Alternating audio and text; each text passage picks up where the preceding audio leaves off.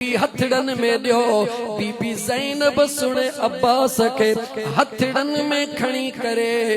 प्यार करे वरी कन्न में कुछ आवाज दई रही आ एतरे में मुझो सुनो हुसैन अची वयो आ। तवज्जो मुझा दोस्तों जदे बीबी ज़ैनब हथड़न में खणी करे हजरत अब्बास के प्यार करे ये प्यार करे कन्न में कुछ आवाज दई रही आ। इमाम हुसैन सुनो अची वयो आ मुर्की निहारे चवंदो ओ मुझी भेण ओ मुझी जानी जिगर बीबी ज़ैनब भेण मुझे भायड़े अब्बास जे अचण जी मुबारक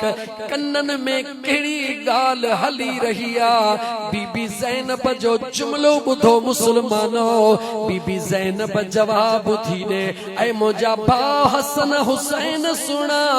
अम्मा फातिमत ज़हरा जदे दुनिया छॾे रही हुई मुखे सॾड़ो करे चवण लगी ओ मुझी बचड़ी ज़ैनब मुखा बाद में शेरे खुदा शादी कंदो अल्लाह उनके पुटड़ो ॾींदो उन जो नालो अब्बास रखियो वेंदो उनके कन में मुंहिंजा सलाम ॾिजां उनके कन्न में मुझा सलाम ॾिजां। अद्दा हुसैन मां अम्मा फातिमत ज़हरा जा सलाम ॾेई रही आ मगर बचड़ो अखिड़ियूं कोन तो खोले जेडी मल बचड़ो अखिड़ियूं कोन तो खोले एडा सोने अलीउल मुर्तज़ा वेठो आ घर जे खानदान जा माण्हू वेठा हन। इमाम हुसैन सुणे ये हथड़ा आडो करे चयो ओ मुझी भेण मुझो भा मुझे हथड़न में दे ॾिसां त अखियूं छो न तो खोले बिल्कुल ये हथड़ा अॻियां कया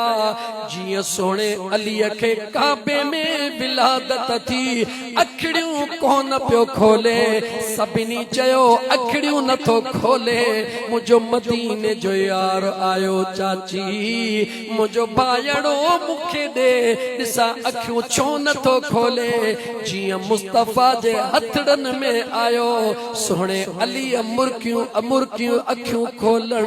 फरमायो हुयो। अॼु इमाम हुसैन सुणे अब्बास सुणे के हथड़न में खणी करे जीअं जो कुॾाए करे चयो अदा अब्बास इमाम हुसैन जे ज़ुबान मां अदा जो आवाज निकतो आ।